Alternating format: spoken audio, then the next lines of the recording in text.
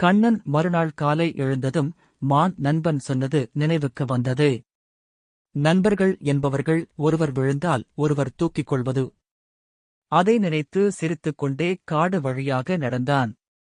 அப்படியே நடந்து கொண்டிருக்கும்போது திடீரென்று ஒரு மினுமினுக்கும் ஒளி அவன் கண்களில் பட்டது.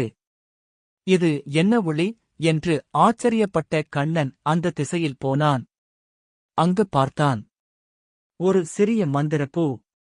அது தங்கம் போல பிரகாசித்து காற்றில் மெதுவாக துள்ளிக் கொண்டிருந்தது. அந்த பூவின் அருகில் ஒரு சிறிய குரங்கை அழுது கொண்டு இருந்தது. ஏன் அழுறே என்று கண்ணன் கேட்டான். அது மூக்கை துடைத்து, என் அம்மாவுக்கு காயம். இந்த மந்திர பூ மட்டும் பழம் மாதிரி மருந்து. நான் எட்ட முடியல. யாரும் உதவவில்லை என்று கவலையுடன் சொன்னது. கண்ணன் உடனே, அதான். இதுக்குதான் நீ கவலைப்படரே. நான் இருக்கே என்று சொல்லி தனது தும்பிக்கையால் பூவை பறித்துக் கொண்டு குரங்கிடம் கொடுத்தான்.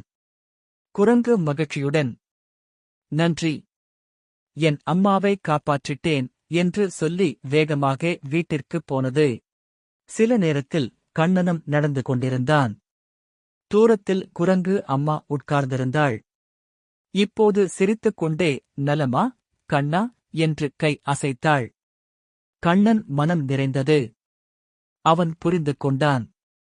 நான் நல்லதை பிறருக்குச் செய்தால் அது திரும்பி நமக்கு நல்லதை தரும். அக்காடு முழுக்க கண்ணன் அன்பான யானை என்று எல்லாரும் அழைக்கத் தொடங்கினார்கள். அவனும் அவன் நண்பர்களும் மான், முயல், குரங்கு. ஒவ்வொரு நாளும் புதிய சாகசம் செய்து மகிழ்ச்சியாக வாழ்ந்தார்கள்.